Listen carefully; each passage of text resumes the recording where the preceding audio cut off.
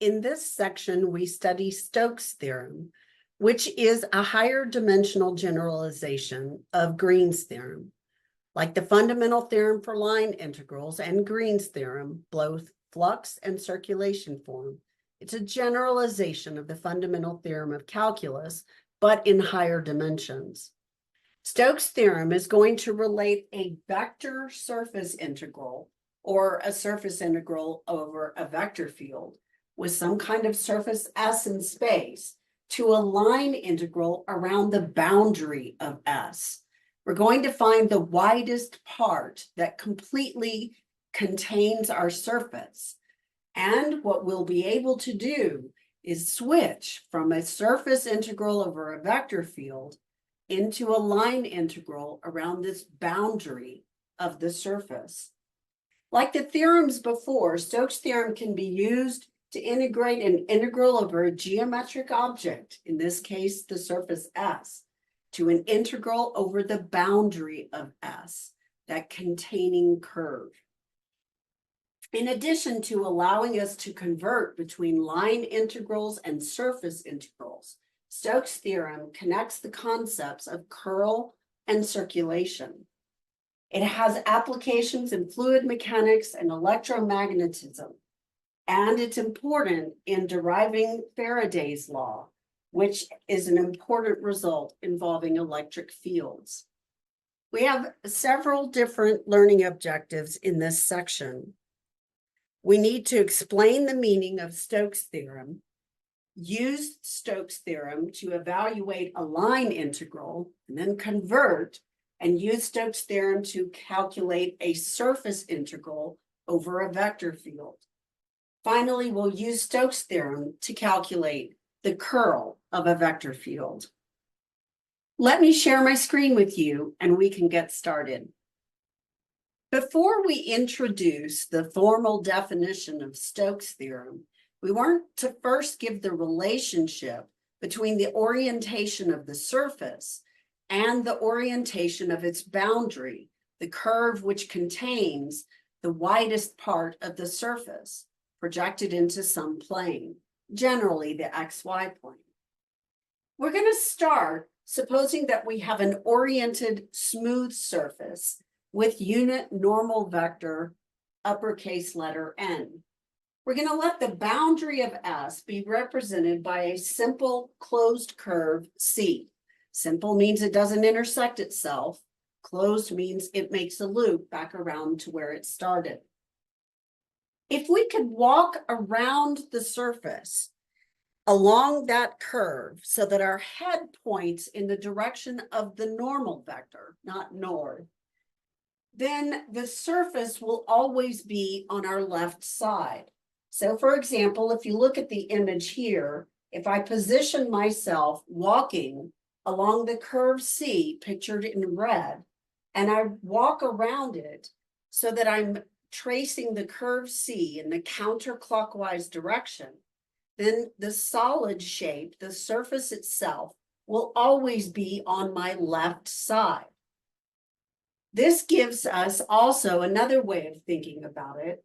If I take the fingers of my right hand and I put them in the positive orientation of the curve, then when I'm walking, this will cause my right thumb to point either up in the direction of the normal vector or out of the surface.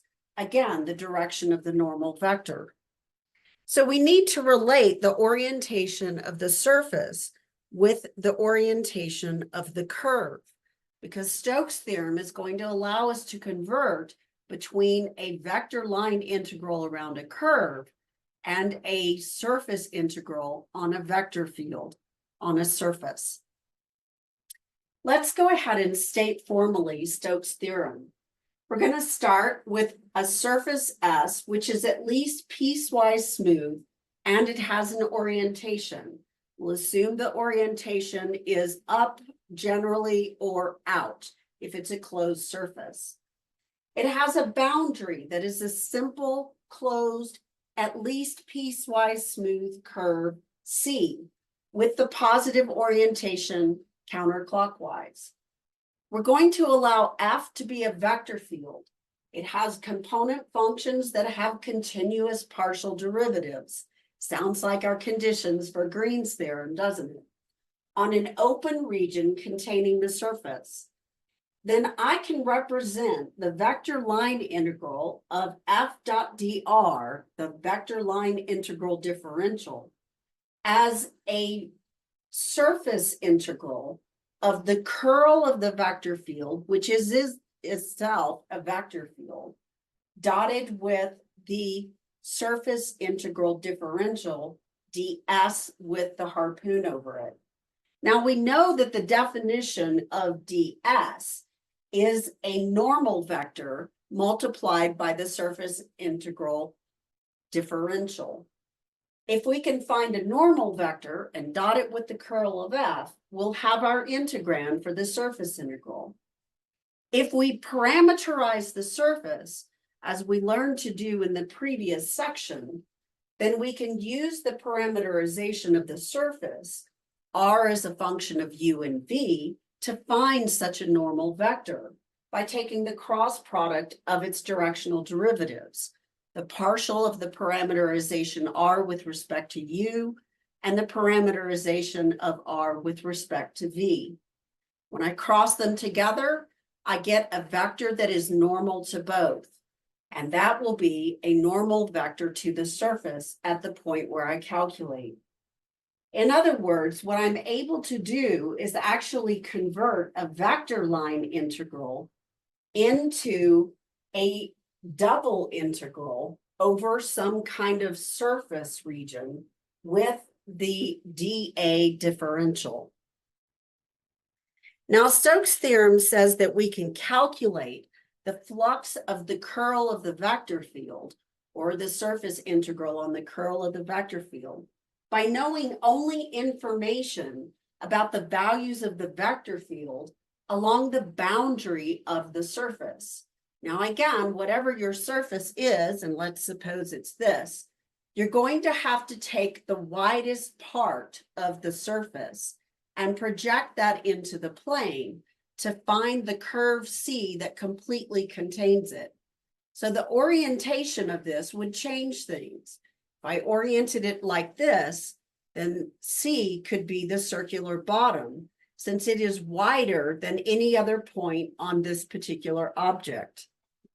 Let's go ahead and look at how we can calculate the line integral of a vector field F along the boundary of the surface S by translating to a double integral of the curl of F over that surface. We are allowed to translate from a line integral, a vector line integral, to a surface integral on a vector field. Now let's look at the relationship between Stokes' theorem to Green's theorem. Stokes' theorem applies in higher dimensions. Green's theorem only applies in 2 dimensions. Let's start then with the surface S, which is a region in the XY plane. That will make it a 2-dimensional surface. Suppose that it has the upward orientation in the k hat direction. Then the unit normal vector would be k hat, and I could write the surface integral of the curl of the vector field dot with the surface integral differential ds. This would actually be the double integral of the curl of f dotted with k with the area differential dA. Recall that the curl of f is actually the difference in the mixed partials, the partial of q with respect to x minus the partial of p with respect to y in 2 dimensions, multiplied by the vector k hat. In this way, if we look at it in this form, then I end up with the following formula. In this special case, Stokes' theorem tells me that I can compute f dot dr on the vector line integral by computing instead a double integral where the integrand is the curl of the vector field dotted with k. The curl of the vector field, of course, is going to be represented by the partial of q with respect to x minus the partial of p with respect to y times k hat. But that gives me k hat dotted with k hat, which will give me the value of 1. Since k hat is 0, 0, 1, when I multiply corresponding components together, I get the constant 1. And that tells me that I can convert this vector line integral f dot dr into a double integral over the inside with the mixed partial difference as my integrand. Even in the 3D case, it's really only this particular dot product with k that matters. We know that k hat is orthogonal to I hat and j hat. So when we dot them together, we get nothing, of course. In this case, remember that in the three-dimensional case, we can represent the curl of the vector field as the difference in the mixed partials by cross partials by looking at the partial of r with respect to y minus the partial of q with respect to z in the I hat position, and the partial of p with respect to z minus the partial of r with respect to x in the j hat position. And finally, the partial of q with respect to x minus the partial of p with respect to y in the third or k hat position. When we dot this, however, with the k hat vector, the first two will simply drop out. In the second or third case, we end up again with the partial of q with respect to x minus the partial of p with respect to y as the integrand on this double integral. Now, this does, however, imply that if it has the cross partial property, this is going to go to 0, but it could be a much faster way of computing the value of the vector line integral. When we think about this representation of the cross partial of q with respect to x minus p with respect to y, this is in fact the circulation. So what we have done is we have converted curl into circulation. It's the circulation form of Green's theorem, where we know that f dot dr is actually f dot a unit tangent vector with the arc length differential ds. We also know that this can be converted into f of r of t dot r prime of t dt. And finally, this gives us a double integral over the inside of the parameter domain for the partial of q with respect to x minus the partial of p with respect to y. What this means is that Green's theorem, which relates the vector line integral to the circulation, is actually a special case of Stokes theorem, where the surface is a surface in the xy plane. Let's give an informal justification of Stokes theorem.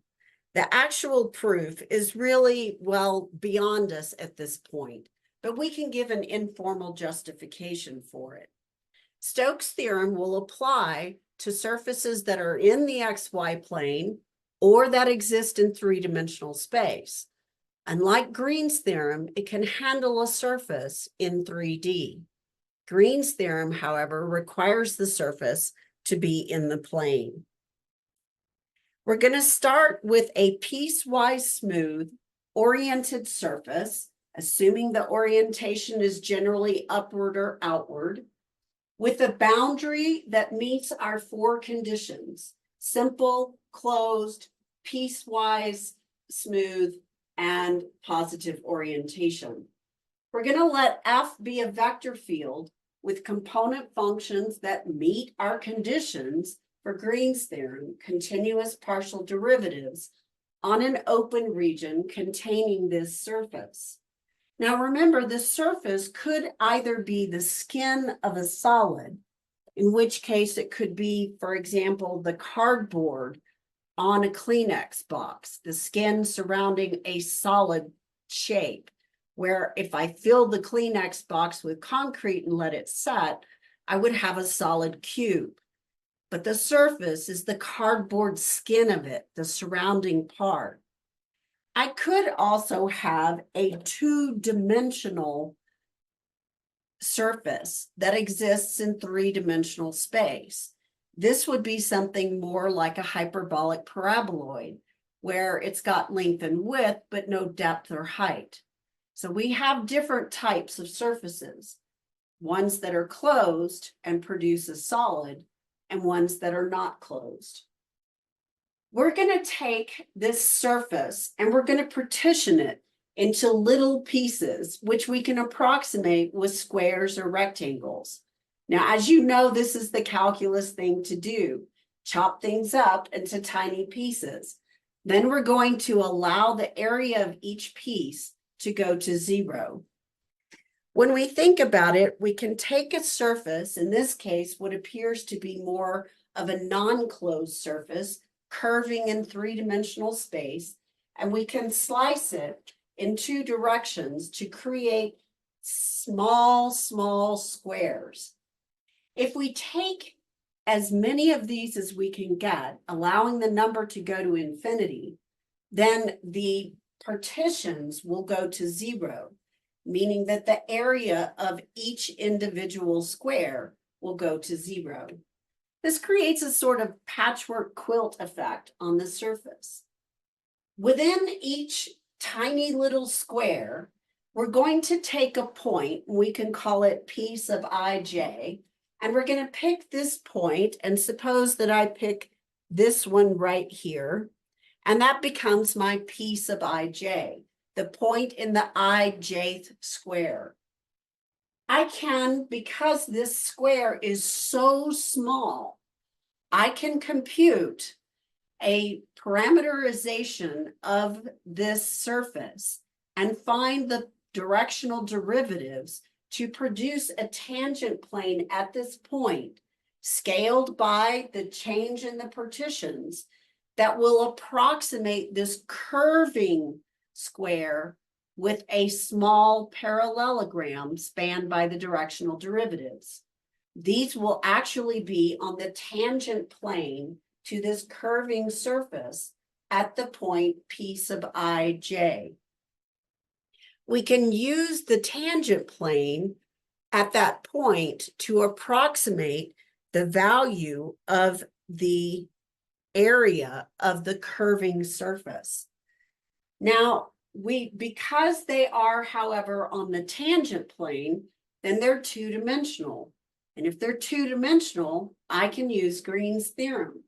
Green's theorem says that the sum of all the fluxes across all the tiny squares is the sum of all the line integrals around these approximating squares.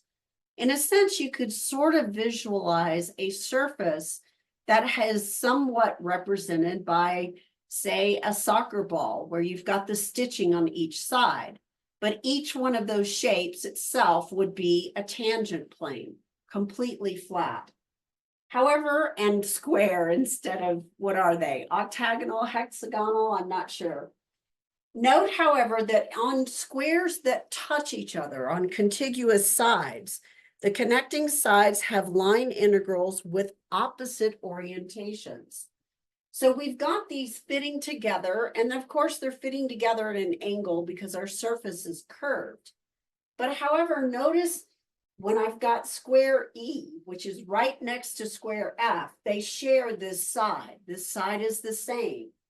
However, when I compute the vector line integral around E going in a counterclockwise direction, it causes me to compute the side next to F in a downward orientation. When I look at the square, the approximating square tangent plane of F, when I orient it so that it's counterclockwise, on the right side, which is the shared side with E, its orientation is up. So E's is going down and F's is going up. And we know that these only change sign.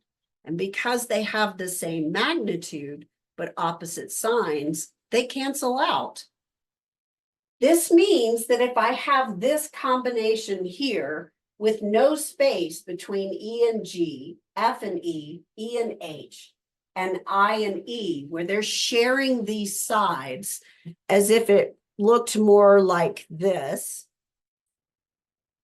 here, where they're actually touching, then on E, which is in the center, because all four of its sides touch the surrounding boxes, but with opposite orientation, the net flux around E is going to be 0.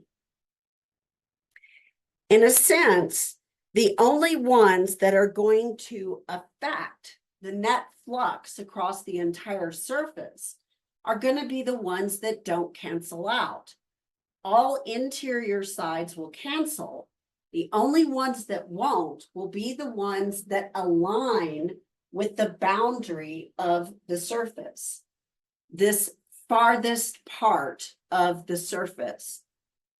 Therefore, the sum of all the fluxes, which is the sum of all the line integrals around all the approximating squares, can be approximated by a line integral around the boundary of S.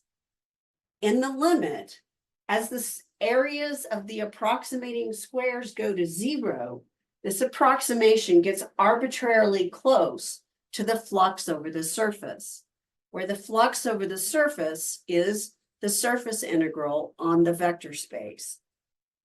Let's take a look at an example so you can see how this might be applied. In example 1, we want to use Stokes' theorem to evaluate f dot dr, the vector line integral, for the vector field F and the surface S, where S is the upwardly oriented portion of the graph, f of xy equal x squared y, over a triangle in the xy plane with vertices 0, 0, 2, 0, and 0, 2. Our vector field is given by y, comma, negative x, comma, negative z. When we think about this one, what they're telling us is that they want to have the surface be the portion of the graph x squared y, but only the part that is bounded or above this triangle in the xy plane. This triangle in the xy plane is going to give us the boundary curve for that particular graph. Now, this could be a very difficult curve to integrate around. Let's take a look at what that function looks like on CalcPlot 3D. This is the shape of x squared y in general. Now, we want just the portion of it that is directly above a rectangle or triangle. When we restrict it to the triangle, you get this part of it right here, and you can see that it's coming up to a sharp point. It would not be easy to compute the vector line integral over the projection of this in the plane because it's a triangle with 3 sides. We would have to parameterize each side, compute f of r of t, take the dot product, and so forth for all 3 sides, which would frankly be a lot of work.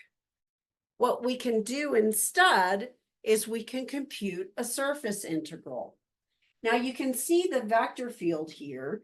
It can be a little confusing, so don't hesitate to make your vector field have either fixed lengths for all vectors, although frankly that didn't help, but also to rotate it so you can see the vector field from different directions. When you rotate the vector field so that you're looking at the XY plane, you can tell that it is a rotational vector field, much like a hurricane, except moving in the opposite direction for the northern hemisphere. Let's go ahead now and take a look at trying to parameterize our surface.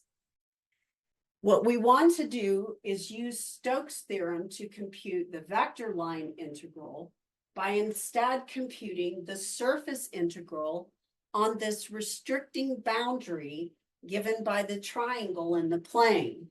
To do that, we'll have to compute the curl of the vector field and dot it with a normal vector. The normal vector can be given by a parameterization of the surface. Now, this particular surface does not have symmetry about a line, so cylindrical coordinates are not a good choice, nor does it have symmetry about a point, in which case spherical coordinates and polar coordinates are also not a good choice. In this case, it's probably going to be the straightforward parameterization, where x is your u, y is your v, and the third component is z given in terms of x and y. In other words, our parameterized surface is probably going to be r as a function of x and y, consisting of x, comma, y, comma, some function of x and y. Let's go ahead and compute the curl of the vector field and represent our surface in terms of the parameters x and y. I've gone ahead and written out del cross f for this situation, and I repeated columns 1 and 2 in case you wanted to use the method of major diagonals minus minor diagonals. Go ahead and compute these now, then turn the video back on and we'll compare our work. In order to compute the curl, I took the yellow major diagonals minus the blue minor diagonals. That gave me I hat times the partial with respect to y of negative z, which of course is 0, plus j hat times the partial with respect to z of y, which is also 0, plus k hat times the partial with respect to x of negative x, which gave me negative k hat. Then I subtract the blue minor diagonals. J hat times the partial with respect to x of negative z, here in the center, also becomes 0, which tells me that in the j hat direction, I have 0 j hat. Then I have I hat times the partial with respect to z of negative x, which is also 0, subtracted, which tells me that in the I hat direction, I also have 0. Finally, I subtract k hat times the partial with respect to y of y, which gives me 1. And since I'm subtracting it, it gives me a negative k hat. This gives me 2 negative k hats, or negative 2 k hat, which can be represented by the vector 0, 0, negative 2. Now I want to go ahead and represent the parameterization of the surface. The equation was z equal to x squared y. Since it had no symmetry that lent itself to either polar, spherical, or cylindrical coordinates, I instead kept the parameterization x equal to u, y equal to v, and the third component x squared y in terms of both x and y. The next thing we need to do is we need to find a normal vector. We know that the partial of r with respect to u is the partial of r with respect to x. Likewise, the partial of r with respect to v is the partial of r with respect to y. Once we find the two directional derivatives, we'll take their cross product in order to get a normal vector. Pause the video now while you work out what the normal vector is. After you've obtained the normal vector, you will need to dot it with the curl vector, which is negative 2 k hat. When I found the partial derivative of the parameterization with respect to x, I got 1, 0, 2x. When I took the directional derivative, the partial derivative with respect to y, I got 0, 1, x squared. I take the cross product of the two, which when I worked it out, gave me negative 2x minus x squared, 1. Notice that when you cross out column 1, you get negative 2x in the I hat direction. Crossing out column 2 gives you negative x squared in the j hat direction. And crossing out column 3 gives you +1 in the k-hat direction. Before we go ahead and take the dot product of this with the curl of the vector field, we need to make sure it does point in the generally upward orientation. To do this, let's take a point that's on the surface and within my restricted area so that it is bounded by that triangle in the XY plane. I chose the point 1, 1, and 1. When X is 1 and Y is 1, 1 squared times 1 gives me 1 for the third or Z component. Then I can find the normal vector at that point 1, 1, 1 by substituting X equal 1 into the formula for the normal vector, R sub X crossed with R sub Y. That gave me the vector -2, -1, 1. Let's see what it looks like when I plotted the point and the normal vector on the restricted surface. When I did so, you can see that I plotted the point 1, 1, 1 in this light blue color. Then I went ahead and I plotted the vector -2, -1, 1 with an initial point at 1, 1, 1. You can tell that it is in general pointing in the upward direction. If you want to rotate this, you can rotate so that you can see that it is pointing generally upward and outward from the surface. Let's now go ahead and find the dot product between the curl of the vector field, which is a vector field itself, with the normal vector -2x, -x squared, 1. Our curl vector field was -2 k-hat. This gives me -2 k-hat dotted with -2x, -x squared, and 1. If I had found that the normal vector pointed in a generally downward direction, then I would simply have multiplied the normal vector through by a -1 to fix it. In this case, don't forget that you can represent -2 k-hat as 0, 0, -2. When we find the dot product between these two vectors, we end up with 0 for the first and second components, because in -2 k-hat, that's what we have. For the third component, we get -2 times 1, which gives us -2 for the value of the curl of the vector field dotted with the normal vector. This is going to become our integrand on the double integral, where we need to integrate over the restricted domain of the surface. Let's go ahead and take a look at what that may look like. We were told to restrict the surface to only the part that fit over the triangle in the XY plane given by the ordered pairs 0, 0, 0, 2, and 2, 0. This is going to give us that restricted region over which we need to now integrate.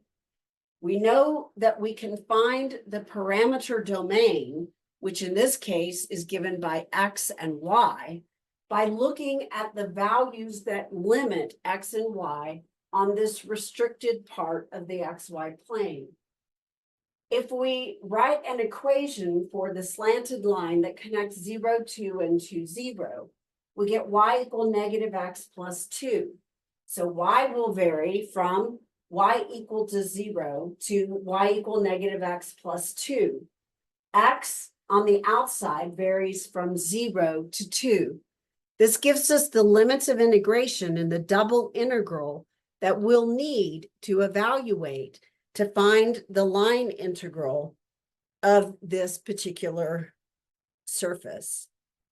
Let's go ahead and set up the integral now. Our integral over the parameter domain D is going to have an integrand of -2 multiplied by dA. X is going to vary from 0 to 2, and Y is going to vary from 0 to the equation negative x plus 1, I believe. Nope, negative x plus 2. There we go. And then our integrand is negative 2, which we will integrate first with respect to y and then with respect to x. You can go ahead and pause the video to work this out, or keep watching and we'll work it together. When we integrate the constant negative 2 with respect to y, we get negative 2y, evaluated between y equals 0 and y equal negative x plus 2. This gives us negative 2 times the quantity negative x plus 2 minus 0, which results in 2x minus 4 for the new integrand on the outside integral. We integrate this with respect to x to get x squared minus 4x, which is evaluated from 0 to 2, resulting in 4 minus 8, or a value of negative 4. Let's talk about what this negative 4 represents. What we found, of course, was the surface integral. What we are computing, however, is also the value of the vector line integral around this restricted domain. It would be more difficult to compute this since we would have 3 sides to parameterize, and it would be, well, frankly, a lot of work. Let's now go on and take a look at example 2, where we're going to again use Stokes theorem. In this case, we want to verify that Stokes theorem is true, that we can convert a vector line integral into a surface integral and vice versa. We want to show this for the vector field given by z squared, comma, negative 3xy, comma, x cubed, y cubed. The surface S is going to be the upwardly oriented portion of the graph f of xy above the plane z equal 1. Our function is given by 5 minus x squared minus y squared, which of course represents a downward opening circular paraboloid. However, we want to intersect it at the plane z equal 1. Now, because it is a circular paraboloid, it might be best to parameterize with respect to cylindrical coordinates. In that case, however, we would then have to think about parameterizing the curl of the field, which may be a lot of trouble. So whether or not you do it depends on how you feel about each piece. Let's do the curl version first. We want to show that the vector line integral f dot dr around the boundary, the widest part of the surface, is the same as the surface integral of curl of f dotted with a normal vector ds. This is also given by the curl of f dotted with a normal vector in a double integral over the interior of that region. Let's go ahead and compute the curl of the vector field. In this case, the vector field is 3-dimensional, so we'll need to compute the pseudo determinant of this pseudo 3x3 matrix. Go ahead and pause the video to work that out, then turn the video back on so we can compare.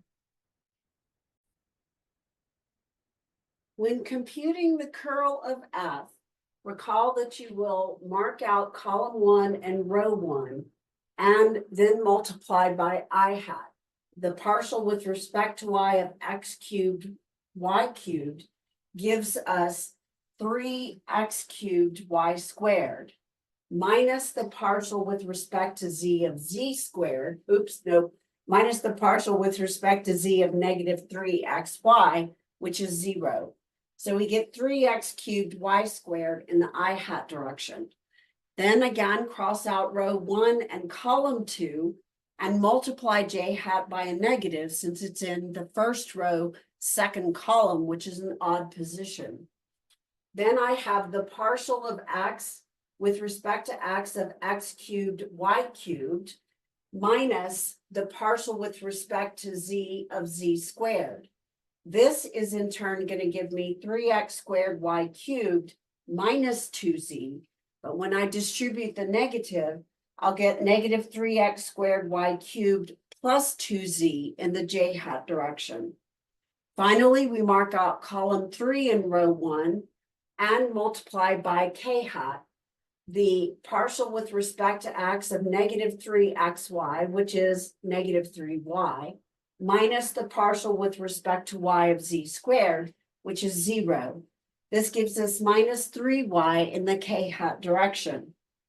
Now note that this gives us the curl of the vector field, but in terms of x, y, and z. We will need to rewrite it so that it's in terms of only the parameters that we're going to use.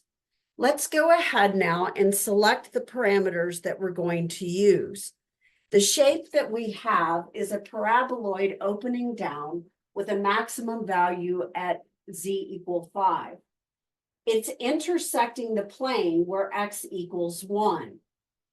Now, normally a paraboloid would be best parameterized using the cylindrical coordinate system.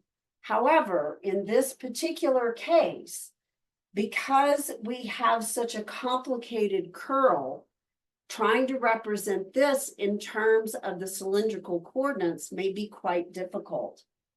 Because of this, I'm going to stick with a straightforward parameterization.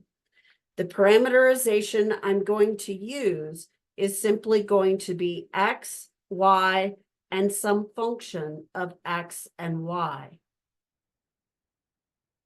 Now, the parameterization of the surface, of course, is going to be of the paraboloid.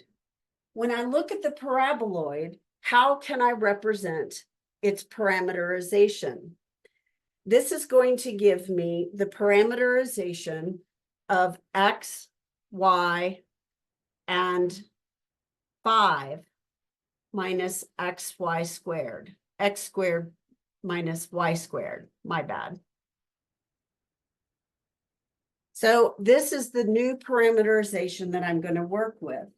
Once I have the parameterization, I need to find the directional derivatives, the partial derivatives with respect to x and then y, and find their cross product to get a normal vector. Pause the video while you work that out, and then we'll check the orientation and make sure we convert the curl of the vector field so that it's only in terms of our parameters x and y. When we take the partial derivative of the parameterization with respect to x, we get the vector 1, 0, negative 2x. The partial with respect to y is 0, 1, negative 2y. Then we find the cross product of these two vectors. Marking out column 1, I get 0 minus a negative 2x in the I hat direction, or 2x in the I hat direction.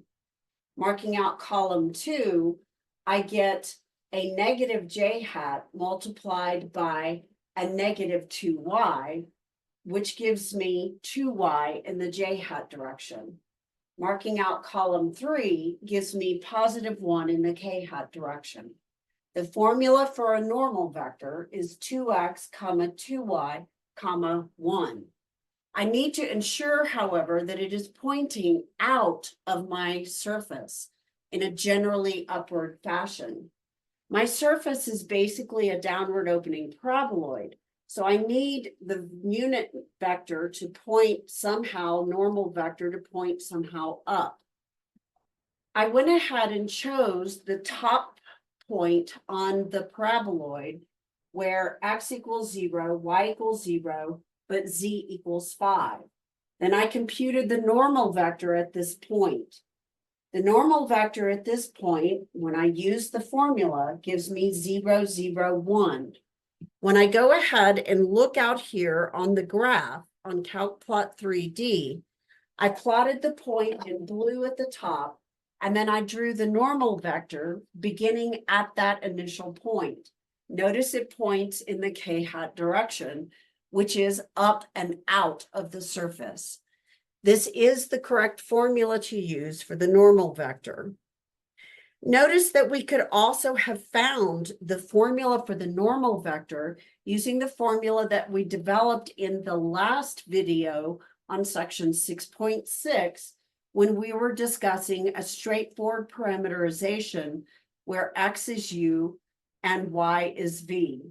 In that case, we found that when it was solved for z equal to a function of x and y, that a normal vector is given by the opposite of the partial of the function with respect to x, comma, the opposite of the partial of the function with respect to y, comma, 1.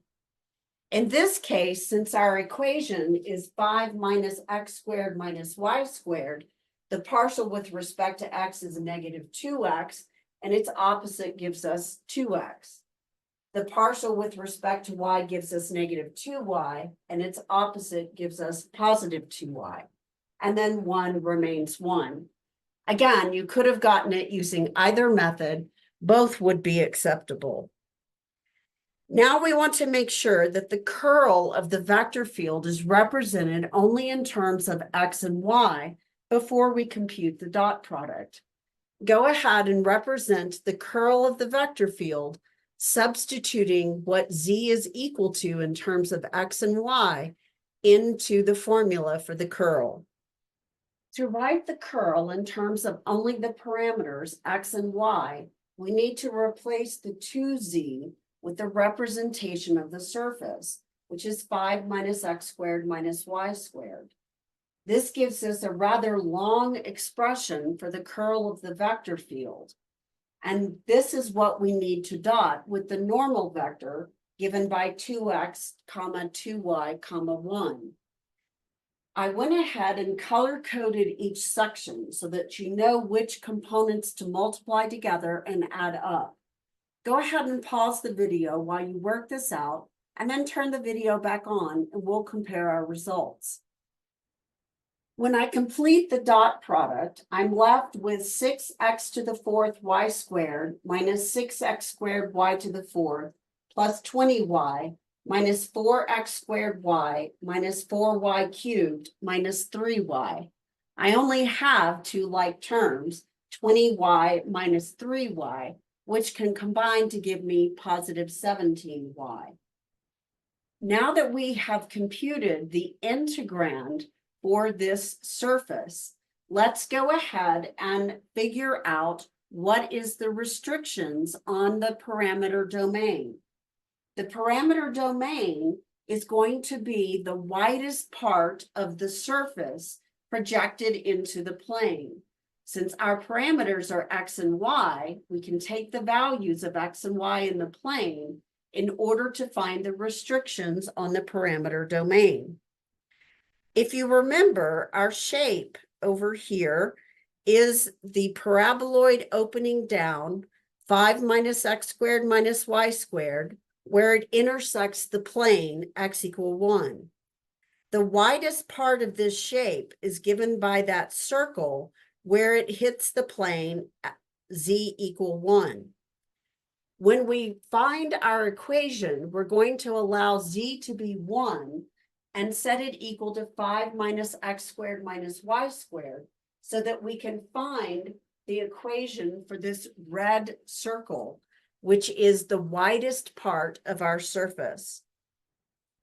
Coming over here, we know that we set 1 equal to 5 minus x squared minus y squared equal to 1, which gives us the circle x squared plus y squared equal 4, as you see on the right. Now, if I think about the circle x squared plus y squared equal 4, or I come over here and take out the z-axis to look at the xy plane, then I know that the y is varying from the bottom of this circle to the top of the circle, where the circle is given by x squared plus y squared equal 4. I can write that y varies from negative the square root of 4 minus x squared to positive the square root of 4 minus x squared.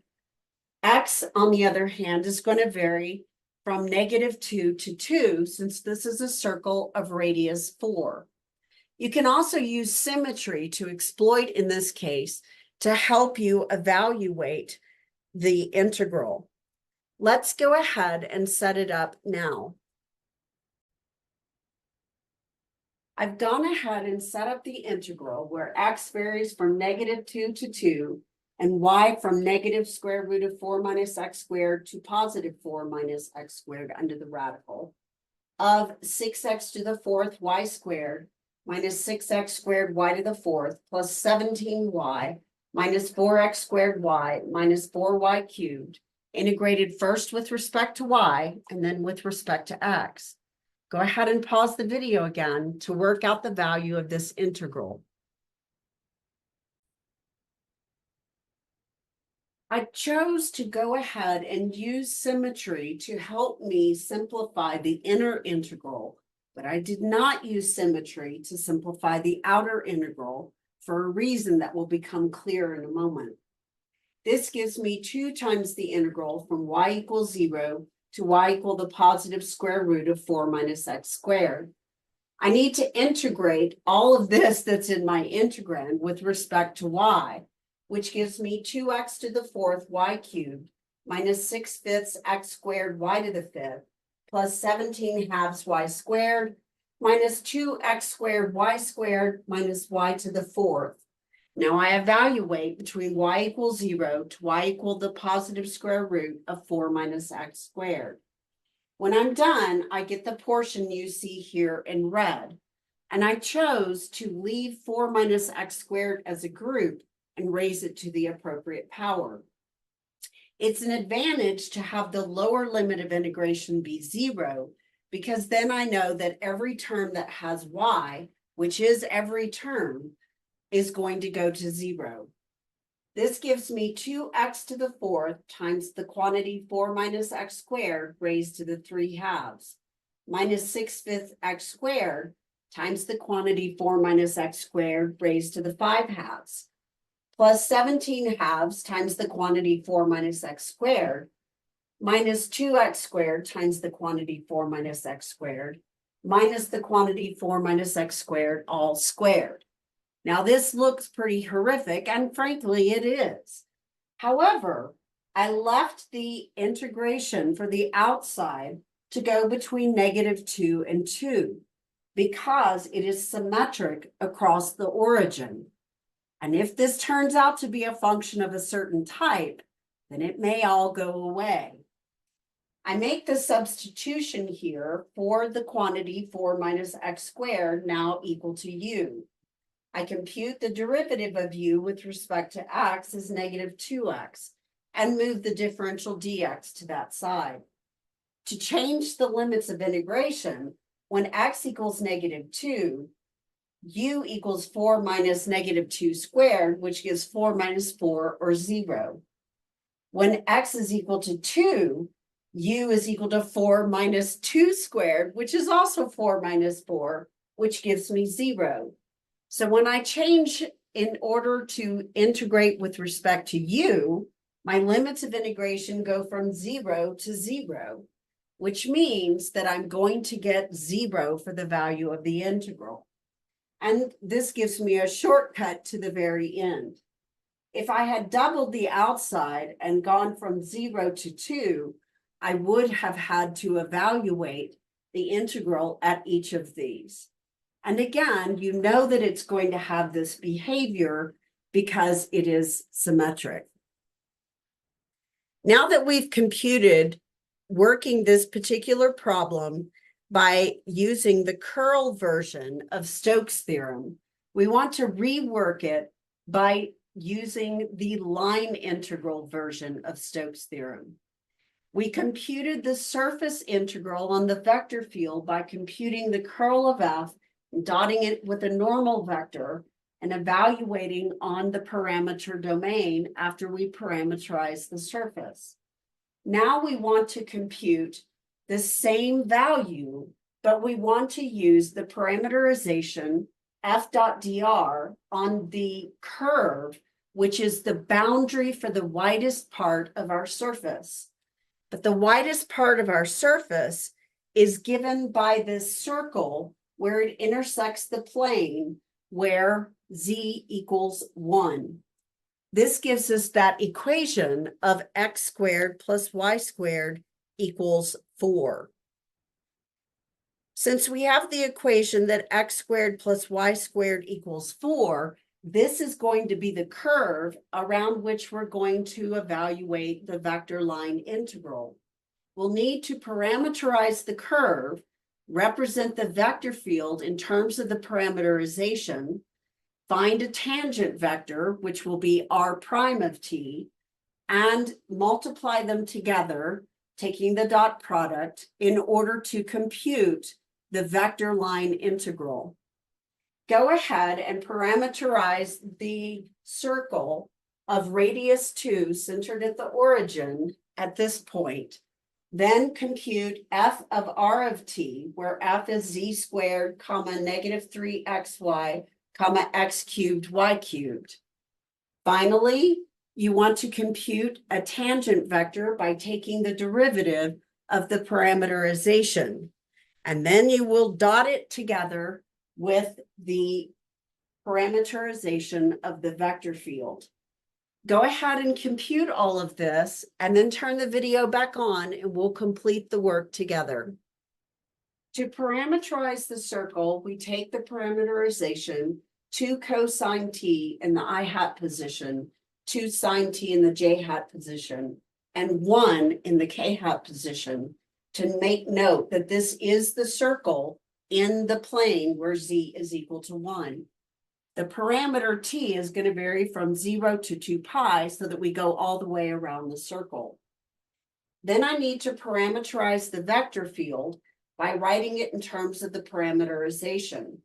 When I do this and simplify, I get 1 comma negative 12 cosine t times sine t, comma 64 cosine cubed of t times sine cubed of t. The next thing we need to do, of course, is to take the dot product of these two. When we are the dot product of that with the tangent vector r prime of t, I'm going to take the derivative of r of t to get negative 2 sine t, comma 2 cosine t, comma 0. Then I take the dot product of that with the parameterization of the vector field, and I come up with negative 2 sine t minus 24 cosine squared of t times sine t. I went ahead and color-coded the components of the two vectors that need to be dotted together, so you know which components to multiply together and then add each of the products together. This gives us the integrand for our single integral of the function with respect to t. Our differential will be dt, and t will vary from 0 to 2 pi. Go ahead and pause the video while you work out the integration, then turn the video back on, and we'll check our work together. I went ahead and split this into two integrals, negative 2 times the integral of sine of t dt, evaluated from t equals 0 to 2 pi, minus 24 times the integral of cosine squared t times sine of t dt from 0 to 2 pi. For the first one, I can go ahead and evaluate, and I come up with positive cosine of t multiplied by 2. However, the limits of integration when substituted into cosine both give me 1, and this gives me 1 minus 1, or 0 for the first term. The second term, I do a u substitution. I allow u to be cosine of t, and its derivative will be negative sine of t dt. When t is 0, u becomes the cosine of 0, which is the number 1. When t is 2 pi, u is the cosine of 2 pi, which is also the number 1. This means that when I convert to an integral in terms of u, I'm integrating from 1 to 1, so I know the area under the curve is 0 since the width is 0. This means that both terms go to 0, so the value of this line integral is 0. We've shown on this example that both the surface integral on the vector function, the vector field, is the same as the vector line integral around the widest part of that surface. It's much easier to compute the line integral in this case because our line is a smooth curve. It's simply a circle which can be easily parameterized. Trying to do it the other way was quite difficult. Let's talk about a consequence of Stokes's theorem.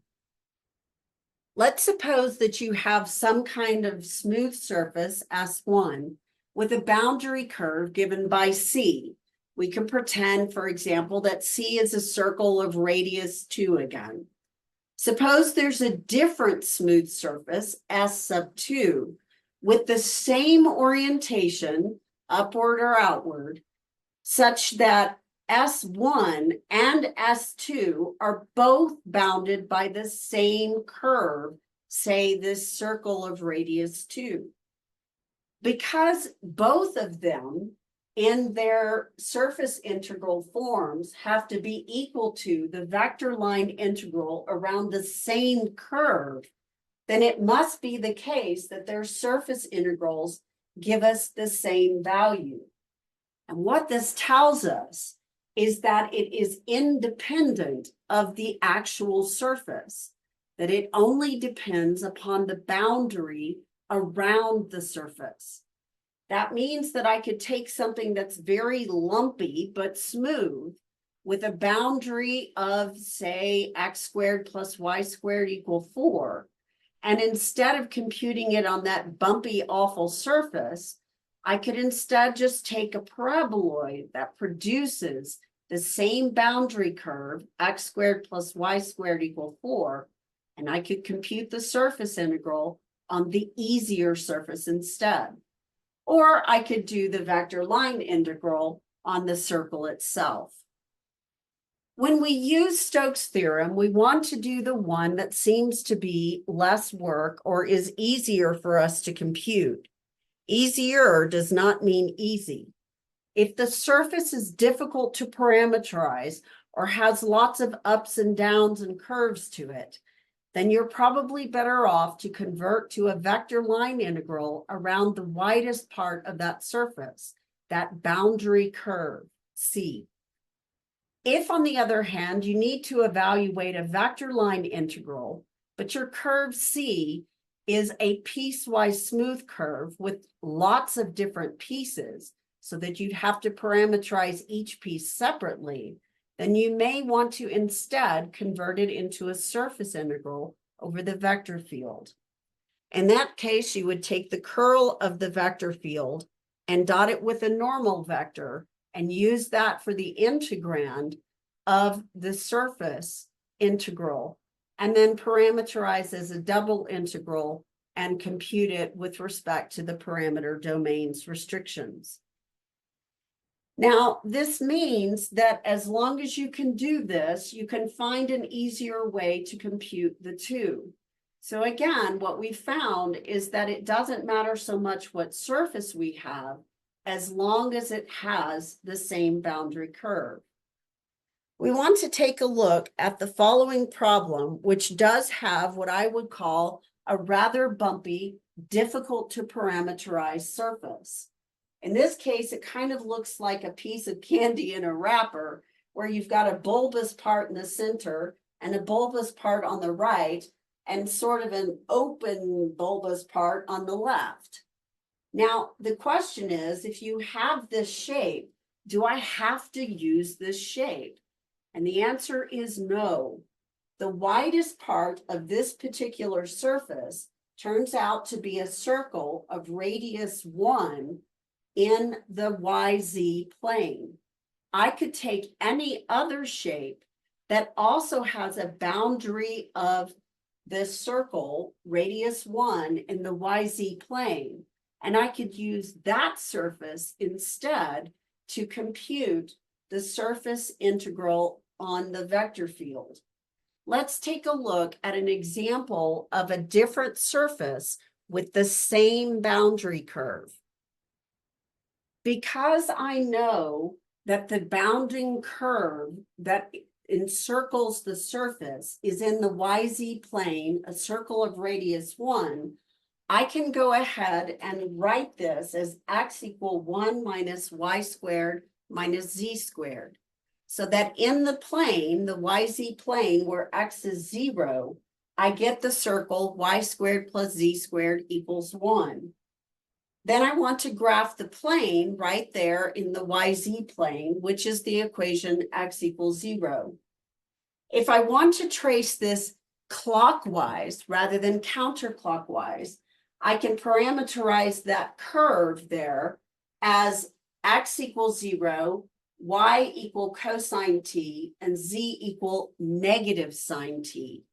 By negating the sine part, I move in the opposite orientation, which would be clockwise rather than counterclockwise. This curve has the same boundary curve as that lumpy bulbous surface does. It has the circle y squared plus z squared equal 1 as the widest part of its surface boundary. We could instead compute the surface integral on this function, x equal 1 minus y squared minus z squared, which would be far easier to do than to do it on that bulbous shape. The other option we have is to instead convert it into a line integral, since my curve is a very smooth circle of radius 1. Let's go ahead and take a look at the next step. We're going to work this two different ways. In the first way, we're going to, instead of calculating the surface integral on the vector field on this surface, we're instead going to calculate the vector line integral around the widest part of it, which was that circle in the YZ plane, y squared plus z squared equal 1. When we do this, we can then parameterize the curve. Now, in the directions, it said to go clockwise rather than the normal orientation counterclockwise. I set my parameterization, R of t, to be 0, cosine t, negative sine t, where t varies from 0 to 2 pi, so we go all the way around. This will, in fact, give me the parameterization that is moving clockwise.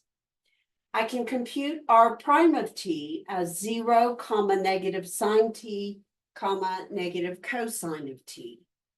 Next, I need to represent the vector field in terms of the parameterization. F of r of t, since f is z, x, y, becomes negative sine t, 0, cosine t. Finally, I want to take the dot product between the parameterization of the vector field and the tangent vector r prime of t. I've gone ahead and color-coded the corresponding components that you need to multiply together and sum up. Negative sine of t multiplied by 0 is 0. 0 multiplied by negative sine of t is 0. The only one that leaves something that's non-zero is the multiplication of the third components, leaving me with negative cosine squared of t. This becomes the integrand of the integral integrated with respect to the parameter t, where t varies from 0 to 2 pi. I can use a trig identity that cosine squared is 1/2 the quantity cosine 2t plus 1. I went ahead and pulled out the negative 1/2 from the integral. Then I can do a u substitution on the first term, where u equals 2t and du equals 2 dt, and dt is du divided by 2. When t equals 0, u is going to give me 0, and when t equals 2 pi, u will be 4 pi. I split it into two separate integrals, and I compute the integral of negative 1/4 cosine of u from u equals 0 to u equal 4 pi. The second integral is simply the distribution of the negative 1/2 over the positive 1 from the double angle formula, giving me the integral of negative 1/2 dt from t equals 0 to 2 pi. When I integrate the cosine of u with respect to u, I get sine of u. But I know that sine of u evaluated from 0 to 4 pi is going to give me the exact same value, 0 minus 0, which tells me that the first term does not contribute to the value of the vector line integral. The second term, when integrating 1 with respect to t, becomes t. Evaluated from 0 to 2 pi gives me 2 pi. And when I multiply by the constant factor negative 1/2, I get negative pi.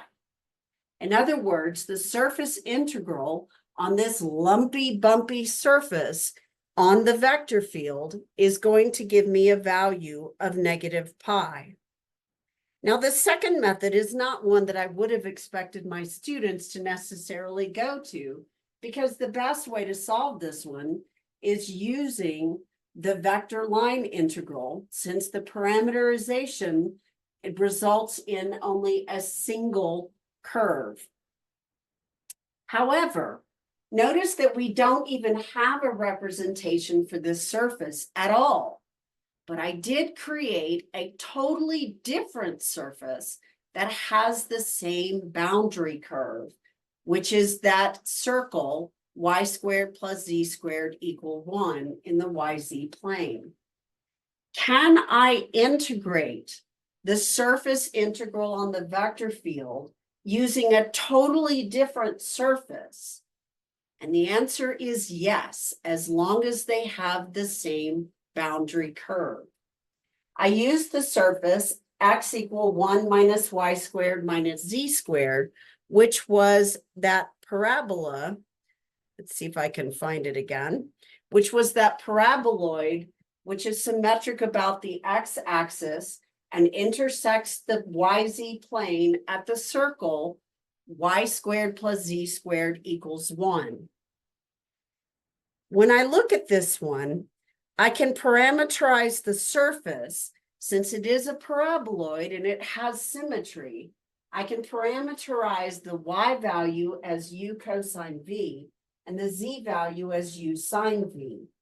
Then, in order to find the x component, I use the equation of the line, writing 1 minus u squared cosine squared of v minus u squared sine squared of v. This results in the expression 1 minus u squared when I eliminate the Pythagorean identity, giving me 1. This becomes my first component of the parameterization, so that it becomes 1 minus u squared, comma, u cosine v, comma, u sine v. You can check this in CalcPlot 3D to see if it is giving me the same paraboloid that I see here. And you can see it plotted over here. It is indeed the same paraboloid, and notice that it stops right there in the YZ plane where I need it to stop. Now that I have a parameterization for the surface in terms of u and v, I need to give the limitations on the parameters. U is going to vary from 0 to 1 to give me the entire paraboloid, which varies in radius value from 0 to 1. V is going to vary from 0 to 2 pi so that I go all the way around. Now I need to find a normal vector. To find the normal vector, I take the partial derivative with respect to u and the partial derivative with respect to v, and I dot cross the two together. My partial with respect to u is negative 2u, comma, cosine v, comma, sine v. The partial with respect to v is 0, comma, negative u sine v, comma, negative cosine v. When I put these into the form to find the cross product, I obtain the value of u comma 2u squared cosine v comma 2u squared sine v. Now this is a normal vector, but I don't know if it's the one I want. I want to go in the opposite orientation. So instead of wanting it to point up, I want it to point generally down. This is equivalent to moving clockwise instead of counterclockwise. I took a point that I knew was on that particular paraboloid. When x is 0 and y is 0, then I get z equal to 1. I looked back at the parameterization to figure out what would give me those values. In order for the first component to come out to be 0, I need u to be 1. In order for the second component to come out to be 0, but the third to be positive 1, I need v to be the angle pi over 2 radians. When I do that, I get the point 0, 0, 1, and I can verify that it is, in fact, right here in blue on my surface. Now I need to verify whether or not the normal vector is pointing in the opposite of the normal orientation. To find the normal vector at 0, 0, 1, I'm going to substitute u equal 1 and v equal pi over 2 into the formula for the normal vector. I get the vector 1, 0, 2, but this time when I evaluate it, notice that it is pointing in the generally upward direction, which is the positive orientation, and I want the negative. So what I'm going to do instead is use the opposite of this normal vector by multiplying through by -1. Now that I have the normal vector for the surface, I need to find the curl of the vector field. Then I will dot these two vectors together. The curl of the vector field is del cross with f. F is given by z comma x comma y. When I form del cross f, I end up with the vector 1 comma 1 comma 1. This represents the curl of that vector field. I dot this with the opposite of the normal vector, which gives me negative u minus 2u squared cosine v minus 2u squared sine v, since I multiplied the normal vector through by -1. This becomes the integrand in my double integral over the parameter domain. U was varying from 0 to 1 and v from 0 to 2 pi. When I integrate first with respect to u, I get negative u squared over 2 minus 2/3 u cubed cosine v minus 2/3 u cubed sine v.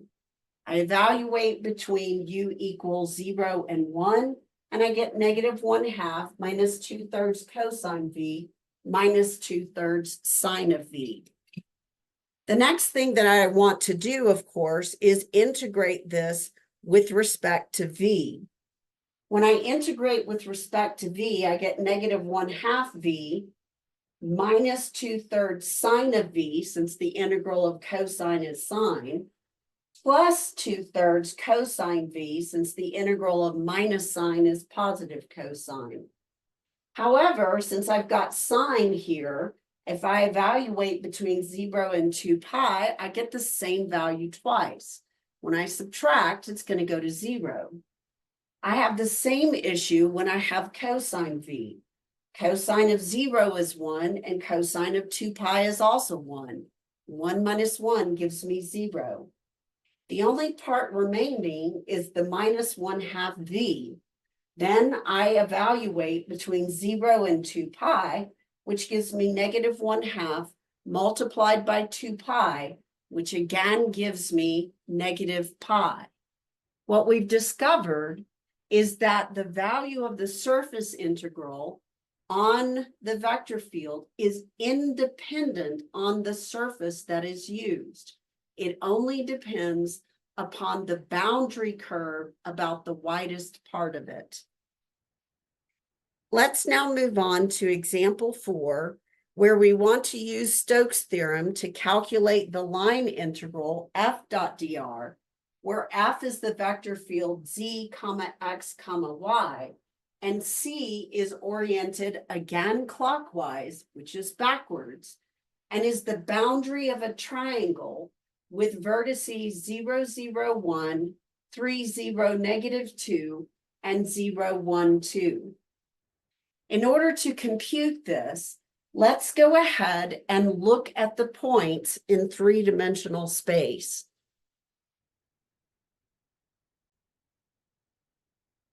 Once I've plotted the 3 points, it's hard to see the triangle which connects the 3. However, I do know that there is a plane, a unique plane, that must go through all 3 points, since any 3 points uniquely defines a plane. I could, if I wanted, compute the vector line integral by parameterizing each side of the triangle separately and computing f of r of t dot r prime of t. However, with 3 sides to a triangle, that sounds like a lot of work. What I'm going to do instead is find the plane that connects these 3 surfaces and use the surface integral on the vector field to instead compute the vector line integral. Let's go ahead and talk about how we can find the plane that connects the 3 points. To connect the 3 points, we need any 2 points in the plane and find a vector that connects them, and 2 other points in the plane, find a vector that connects them, and find their cross product to get the normal vector. We have 3 points in the plane already, 0, 0, 1, 3, 0, -2, and 0, 1, 2. Go ahead and find the vector that represents the difference between any 2, repeating one of them twice. Then find the cross product to get a normal vector and write the equation of the line. Then turn the video back on and we'll compare our work. I've set a vector u to be the difference between the position vectors of the point 3, 0, -2 and the point 0, 0, 1. When I subtract in this order, it gives the vector 3, 0, -3. I do the same thing, repeating the position vector for the point 3, 0, -2 and subtracting the position vector for point 0, 1, 2. This gives me the vector 3, -1, -4. Both of those vectors must lie within the plane. To give the equation of the plane, I need a point on the plane, and I have 3, and I need a normal vector. To get a normal vector, take 2 vectors in the plane and find their cross product. I'm going to find u cross v, and that will represent at least a normal vector. When I find the cross product, I get -3i hat plus 3j hat minus 3k hat after computing the 3 by 3 determinant. I can use the point 0, 0, 1 to represent the plane, giving -3 times x minus 0 plus 3 times y minus 0 minus 3 times z minus 1 equal to 0, the standard equation for a plane. When I'm done, I can divide everything by 3 to simplify the equation and get -x plus y minus z plus 1 equals 0. The normal vector to this one is -1, 1, -1. The question is, does it point in the correct orientation? This problem, we are again to work counter to our normal orientation. The normal orientation would be generally upward and outward and on a surface, which means we want to be generally downward. In a vector line integral, instead of going counterclockwise, the normal orientation, we would go clockwise. I can go ahead and visualize the plane by plotting it on CalcPlot 3D. You can see the plane plotted here, and you can tell that the 3 points are in the plane because they'll show up on both sides. The next thing you want to do is determine that the normal vector is pointing generally downward from one of these points. I chose the point 0, 0, 1 and plotted the vector -1, 1, -1.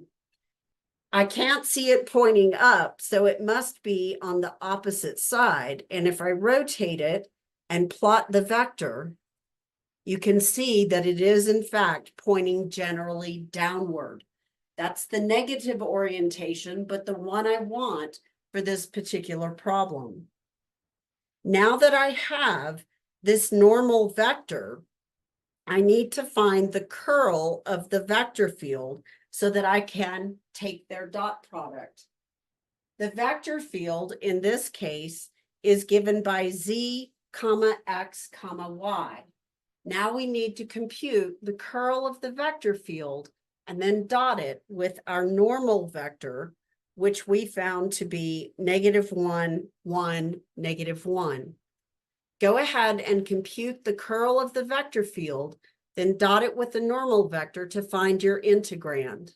Then turn the video back on to check your work before proceeding to evaluate the integral. When I computed the curl of the vector field, del cross f, I found that I got I hat plus j hat plus k hat, or the vector 1, 1, 1. When I took the dot product of this curl of the vector field with the normal vector, -1, 1, -1, I got a value of -1, which will be the integrand when I evaluate this as a double integral over the parameter domain.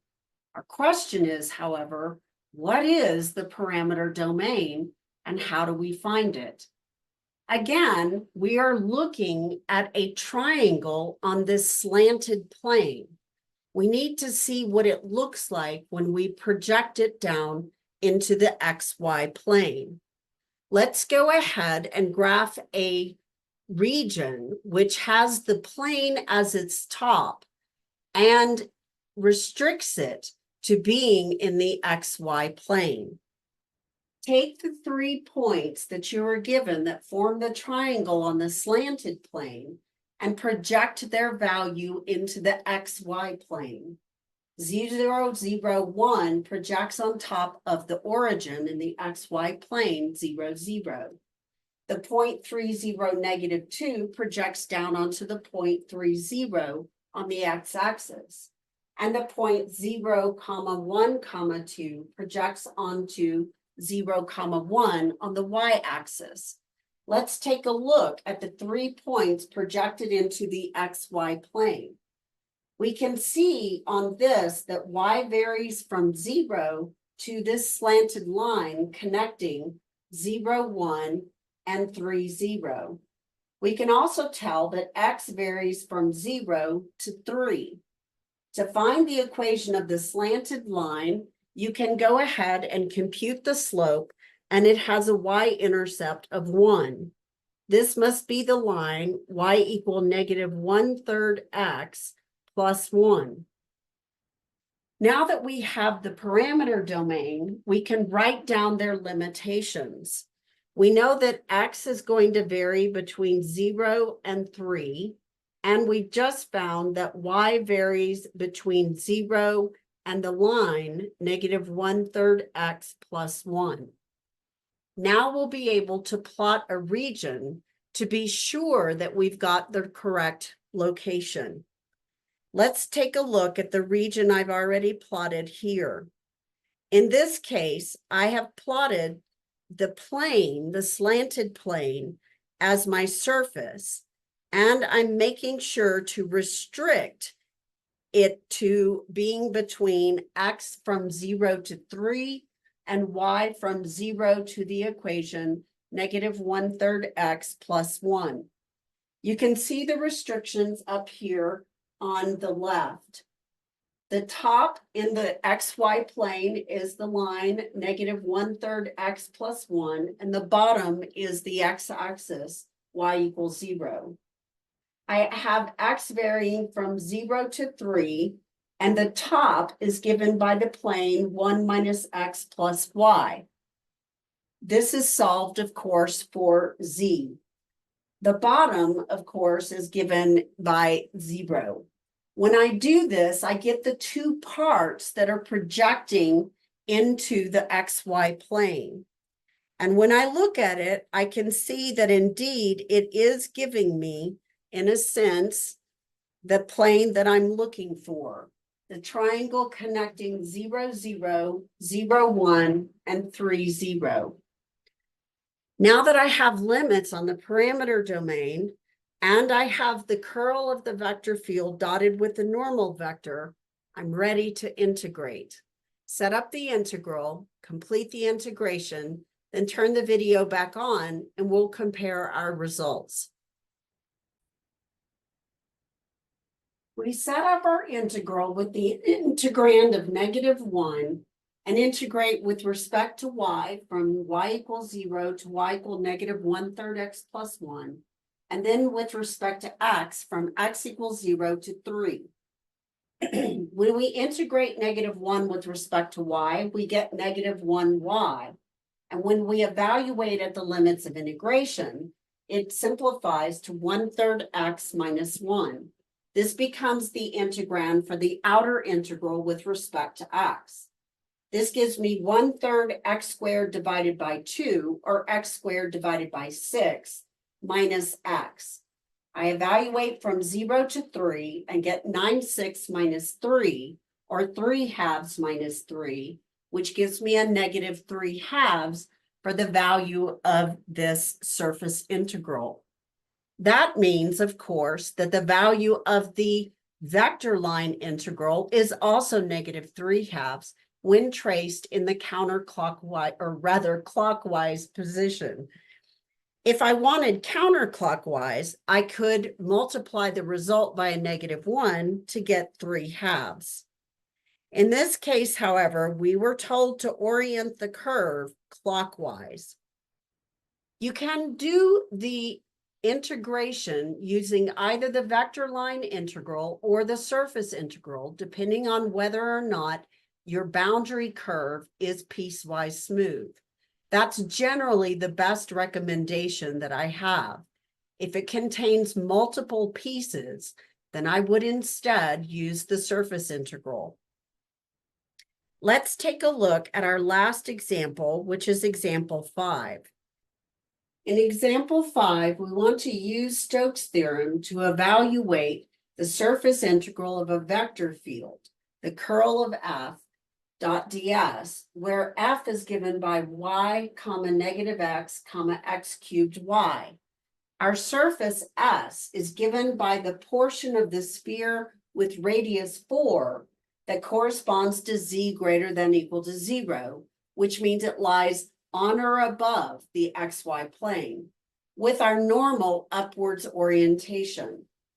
The first thing we want to do is take a look at the surface and see what kind of symmetry we may be able to exploit, and also to determine what the boundary curve is about the widest part of this surface, so that we can determine whether it would be better to compute the surface integral or better to compute the vector line integral around the boundary curve. Let's go ahead and take a look at what it looks like on CalcPlot 3D. In this case, I did an implicit equation, rho equal to 4. I restricted rho from 0 to 4, theta from 0 to 2 pi to go all the way around, and phi from 0 to pi over 2 to get only the portion of the sphere that lies on the xy plane and above it. When I take a look at this particular shape, it's clear that the widest part of it is right here where it intersects the xy plane. If I take a look at the xy plane, I'm going to get a circle of radius 4. That means if I want to compute the vector line integral, I can parameterize the circle of radius 4 with respect to the parameter t. Because this is a circle, It is a smooth parameterization, which means that I won't have to parameterize more than one value. I could also instead go ahead and parameterize the hemisphere's surface. If I did that, then I would probably use spherical coordinates because it is symmetric about a point, namely the origin. However, I believe that the vector line integral will be the best way to proceed. In order to parameterize that circle of radius 4, we're going to let u be 4 cosine t, or rather the first component be 4 cosine t, the second component be 4 sine of t. And then we can set our third component, in this case, to be 0. This gives us this parameterization, 4 cosine t, comma 4 sine t, comma 0. We'll vary t from 0 to 2 pi, so we go all the way around the circle, which is the boundary curve of this surface. I can compute r prime of t, obtaining negative 4 sine t, 4 cosine t, 0. Then I want to represent my vector field in terms of the parameterization. The vector field's first component is y, so I substitute 4 sine of t for the first component. The second component is negative x, so I substitute negative 4 cosine of t for the second component. The third component is x cubed y, so I have to cube 4 cosine of t, obtaining 64 cosine cubed of t, and multiply it by y, which is 4 sine t. 64 times 4 gives me 256 cosine cubed of t, sine of t. Now that I have parameterized the vector field and found a tangent vector, I'm ready to go ahead and compute the vector line integral by taking the dot product of f of r of t with r prime of t. Then I'll integrate where t varies from 0 to 2 pi. Go ahead and pause the video while you work out the dot product to find the integrand, and then integrate the integral with respect to t. To find the dot product between the parameterization of the vector field and r prime of t, I've color-coded the corresponding components. First components multiplied together give me negative 16 sine squared t. Second components multiplied together give me negative 16 cosine squared of t. And the third components, because the third component of r prime of t is 0, give me 0. Negative 16 is a common factor, and when I factor it out, I get sine squared plus cosine squared, which is 1, giving me an integrand of negative 16 for my vector line integral. I'm trying to evaluate the surface integral of the curl of f dot ds by converting it into a line integral around the boundary curve of my surface, which turned out to be a circle of radius 4. Then I converted the vector line integral into a single integral of the parameter t by substituting f of r of t dot r prime of t as the integrand. That gave me the integral from t equals 0 to 2 pi of negative 16 dt. When you integrate with respect to t, you get negative 16t from 0 to 2 pi, or negative 32 pi for the value of this surface integral on a vector field. Let's go ahead and look at the last fact that we need to bring up before we're ready to close out this section. There is a fact that's sort of interesting for surface integrals. It says that if you have two three-dimensional vector fields given by f and g, such that the curl of each vector field dotted with ds, the surface integral differential, gives you the same value, then it must be the case that the two vector fields are the same vector field. In other words, you cannot get the same value unless the vector fields are identical. We've reached the conclusion of our video on section 6.7 Stokes theorem. Recall that Stokes theorem is a form of the fundamental theorem of calculus in higher dimensions, where we've expanded Green's theorem to go into three-dimensional space. We have related the circulation to the curl. In our next video, we'll take a look at the divergence theorem, which is the last analog to the fundamental theorem of calculus. In this case, we're going to convert a surface integral on a vector field into a triple integral over the solid contained inside a closed surface. In this way, we'll be able to relate divergence to flux. I hope you'll join me for the last video in our series on multivariable calculus.